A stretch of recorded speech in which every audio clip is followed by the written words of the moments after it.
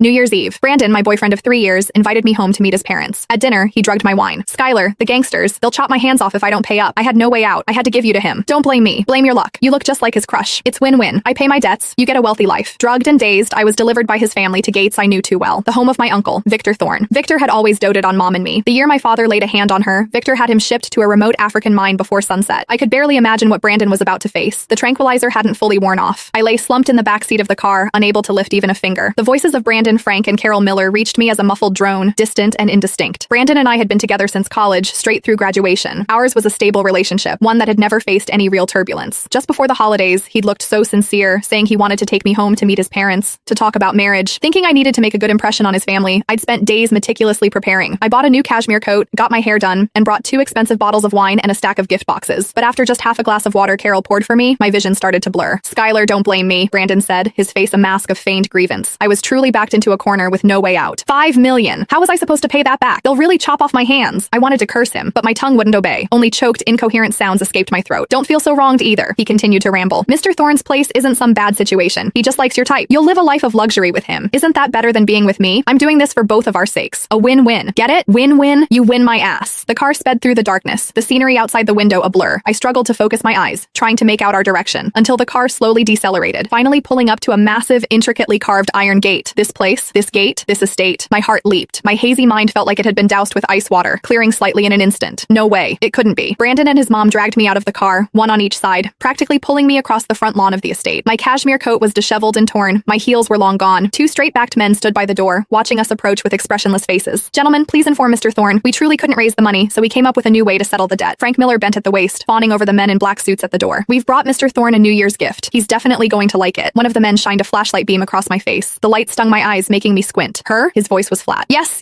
exactly. My son's girlfriend. Carol quickly chimed in, forcefully pulling my face straight. See? Doesn't she look exactly like the woman Mr. Thorne commemorates every year? We specifically found out about that. And she's a dancer. Very graceful. She'll be attentive to his needs. My stomach lurched. The man was silent for a few seconds, then gestured to a subordinate nearby. Go inform him. He turned back to us. Whether it works out or not, I can't say. Just come inside and wait. Thank you, sir. Thank you. Brandon nodded profusely, bowing repeatedly, as he dragged me towards the main house. By the time I was pulled into the parlor on the first floor, my legs had given out. I collapsed onto the cold floor. Mr. Thorne is with a guest. Wait here, the man said, then left. As soon as the door closed, Brandon immediately crouched in front of me, a mix of anxiety and calculation on his face. Skylar, help me out, just this once. He grabbed my shoulders and shook me. When Mr. Thorne comes, just say you came willingly. Please, I won't look down on you. I promise I'll treat you well afterward. I stared at him, unable to make a sound. Don't you dare stay silent. Carol also leaned in, her nails digging into my arm. If the Millers go down, you won't have it easy either. Brandon's your boyfriend. You should help him. Mom, don't scare her. Brandon faked a gentle reprimand, then turned back to me.